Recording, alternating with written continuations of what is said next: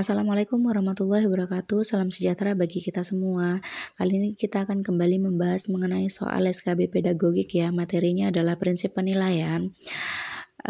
Ini kemungkinan akan keluar di tes P3K tahun 2021. Kita langsung saja ke contoh soalnya. Nah, ini contoh soalnya. Di opsi akan disediakan beberapa prinsip penilaian. Kita harus memilih mana sih prinsip penilaian yang cocok untuk ilustrasi di soal seperti itu. Tapi sebelum mengerjakan soal macam seperti ini ya, alangkah baiknya kita itu tahu pengertian dari masing-masing prinsip penilaian. Nah, ini dia. Yang pertama adalah sahih atau valid ya, sama saja ya.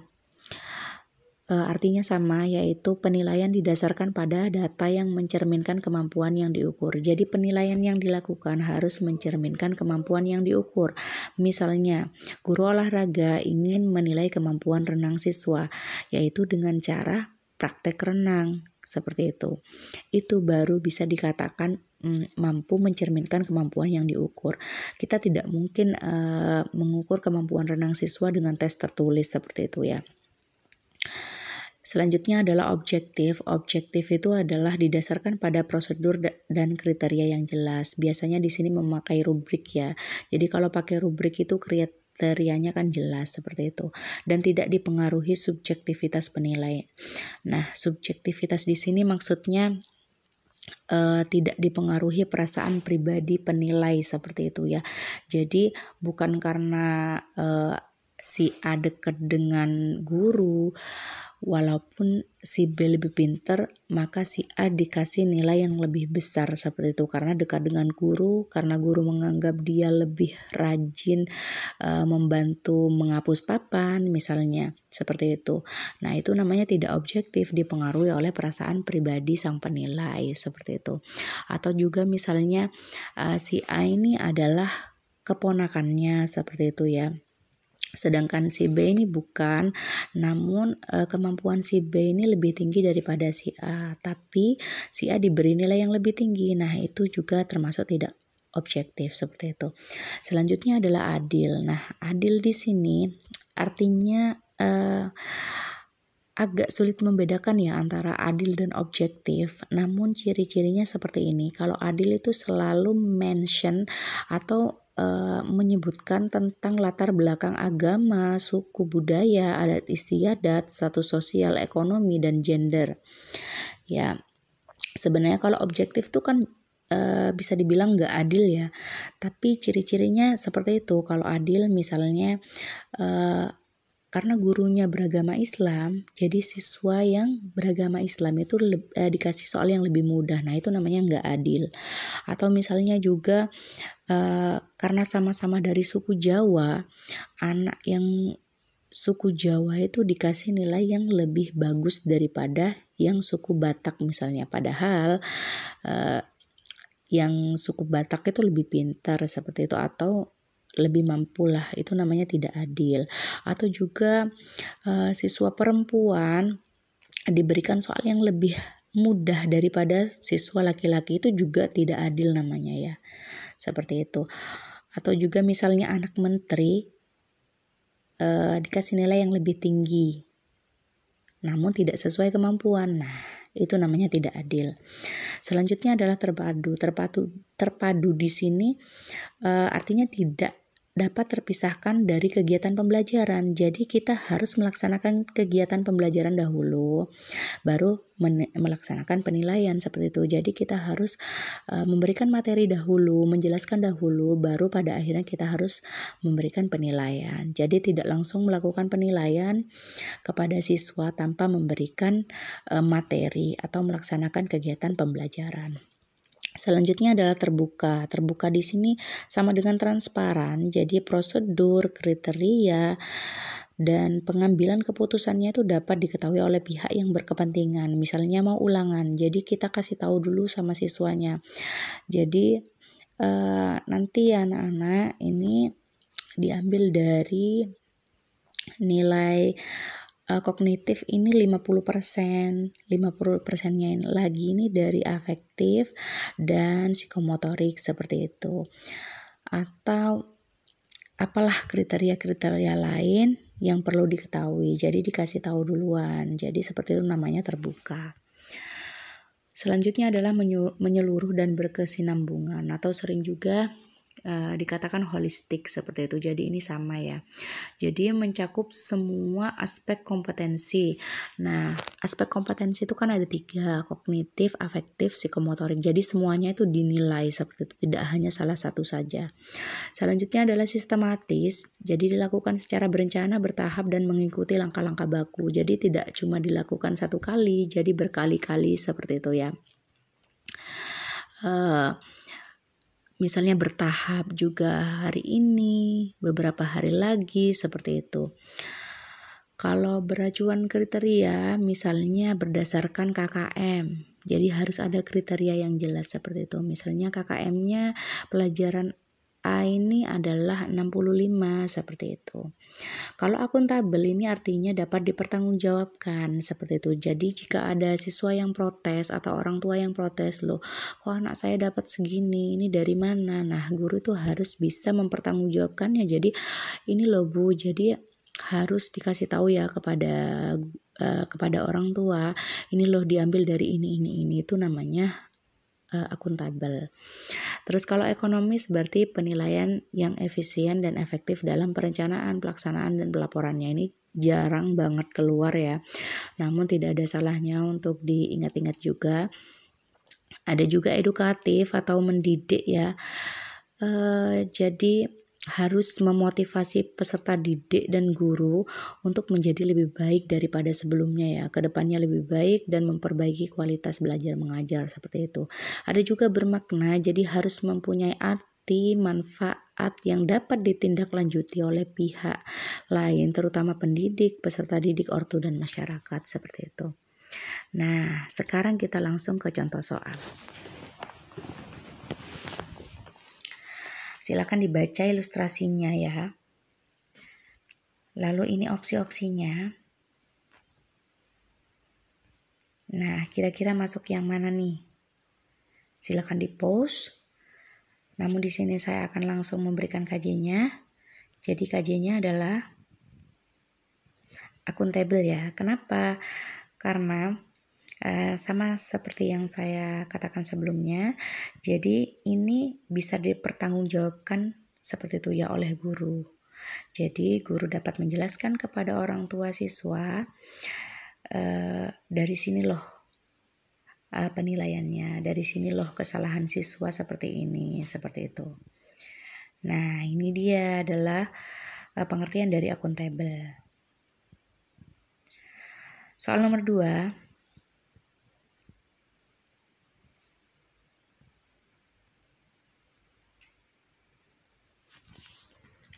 Nah, jadi ini kira-kira masuk yang mana ya? Jawabannya adalah objektif. Ini agak membingungkan ya, jika di opsi itu ada objektif dan adil. Seperti saya katakan sebelumnya, jika itu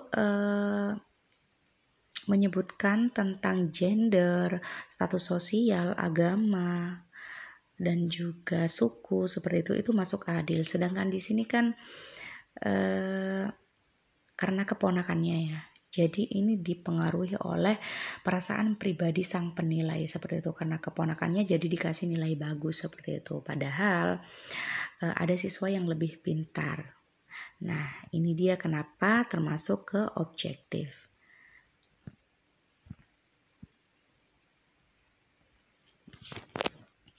Selanjutnya adalah soal nomor 3.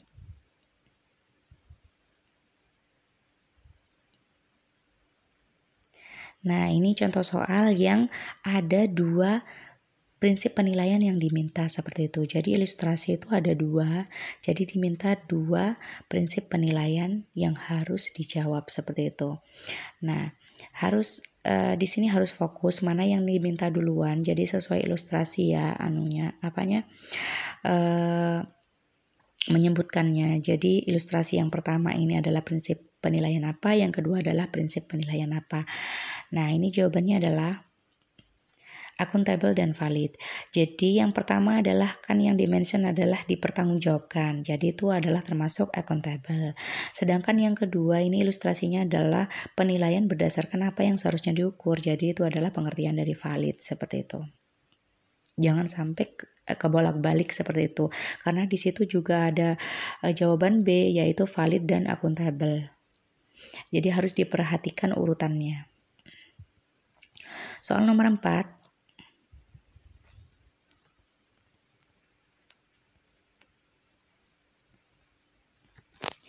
Jadi jawaban soal nomor 4 adalah terpadu ya.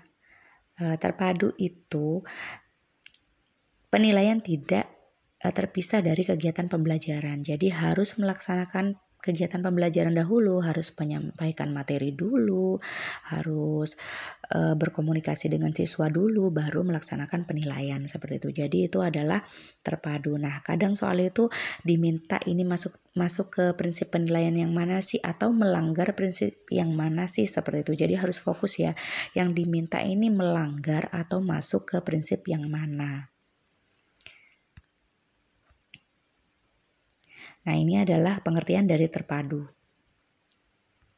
Soal nomor 5.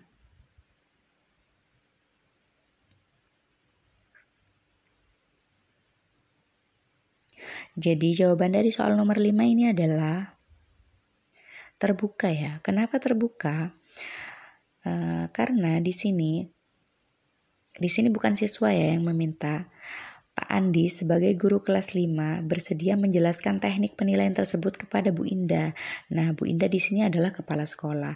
Jadi, di sini harus terbuka ya. Jadi kalau diminta oleh pihak-pihak yang berkepentingan, guru atau penilai itu harus mau memberikan ini loh teknik penilaiannya seperti itu. Ini loh dapat dari sini. Jadi itu namanya adalah terbuka. Soal nomor 6.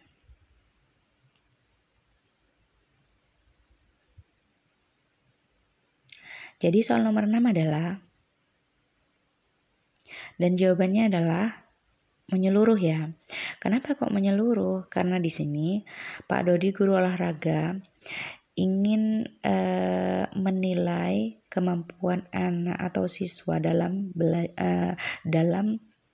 bermain bola kasti itu dengan melakukan penilaian praktik dan tertulis. Jadi dua-duanya itu dilakukan seperti itu. Jadi ini namanya menyeluruh, tidak hanya salah satu seperti itu ya. Kalau misalnya hanya menggunakan praktik itu namanya valid ya, mencerminkan kemampuan yang diukur seperti itu. Kalau hanya tertulis saja berarti tidak valid atau tidak sahih seperti itu, karena tidak bisa mengukur kemampuan anak bermain kasti hanya dengan tes tulis seperti itu.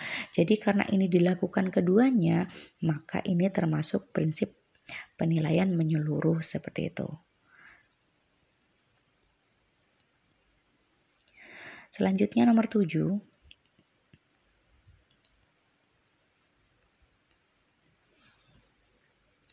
Nah, silakan di pause videonya lalu dipilih satu dari 5 opsi yang paling mewakili ilustrasi soal. Jadi ini kira-kira masuk ke prinsip penilaian yang mana? Adil ya. Kenapa masuk adil? Karena di sini menyebutkan tentang suku ya, Batak dan Jawa. Jadi karena sama-sama Jawa, meskipun anak tersebut ada yang lebih mampu atau ada yang lebih pintar, tapi dikasih nilai bagus seperti itu karena sama-sama dari Jawa. Nah, itu namanya tidak adil seperti itu. Nah, ini adalah pengertian dari adil.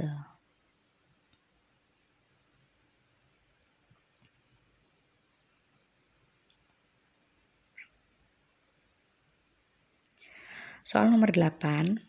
Jadi dari kelima opsi itu mana sih yang masuk ya dalam ilustrasi di atas? Nah, valid ya. Kenapa kok valid? Nah, di sini yang ditanyakan adalah melanggar prinsip apa apa? Melanggar prinsip yang mana? Jadi guru penjaskes ini ingin menilai kompetensi permainan badminton siswa ya, bulu tangkis. Namun yang dilakukan adalah tes tulis. Apa bisa mengukur kemampuan bermain bulu tangkis siswa? Kan tidak bisa ya. Jadi ini melanggar prinsip valid ya, atau sahih sama saja. Jadi seharusnya siswa diminta untuk melakukan praktek bermain bulu tangkis seperti itu. Misalnya melakukan serve, smash, dan lain sebagainya seperti itu. Kalau hanya dengan tes tertulis, maka itu tidak akan mencerminkan kemampuan yang seharusnya diukur seperti itu. Nah, ini adalah pengertian dari sahih atau valid ya. Jadi akan ada salah satu di sini kalau tidak valid sahih ya, karena ini sama sebenarnya. Soal nomor 9.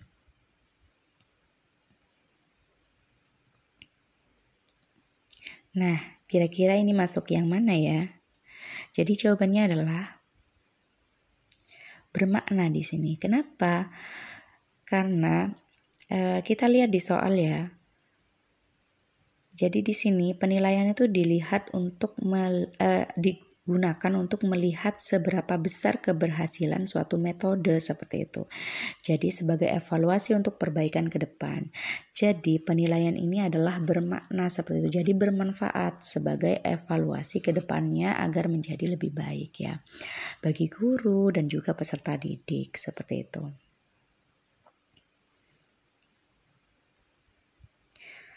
Soal terakhir ini ya.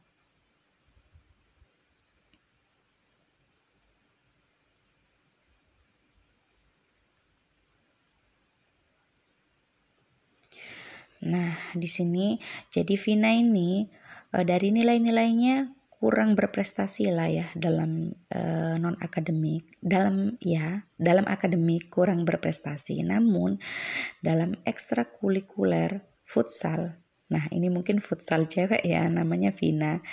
Jadi dia berprestasi seperti itu. Jadi agak kurang sempurna lah di sini ya, hanya salah satu seperti itu ya. Namun dia berusaha memperbaiki nilai akademiknya dengan belajar lebih tekun seperti itu. Jadi di sini masuk ke dalam prinsip penilaian apa? Jadi jawabannya adalah mendidik seperti itu ya. Jadi dia sadar bahwa dia harus memperbaiki kemampuan akademiknya juga seperti itu. Harus menyamakanlah dengan kemampuan non akademiknya. Jadi di situ adalah mendidik ya. Jadi ini adalah pengertian dari mendidik atau edukatif. Jadi harus memotivasi peserta didik dan juga guru untuk menjadi lebih baik ke depannya daripada sebelumnya seperti itu. Untuk memperbaiki kualitas belajar mengajar. Nah, sekian. Semoga bermanfaat. Jangan lupa di-subscribe. Wassalamualaikum warahmatullahi wabarakatuh.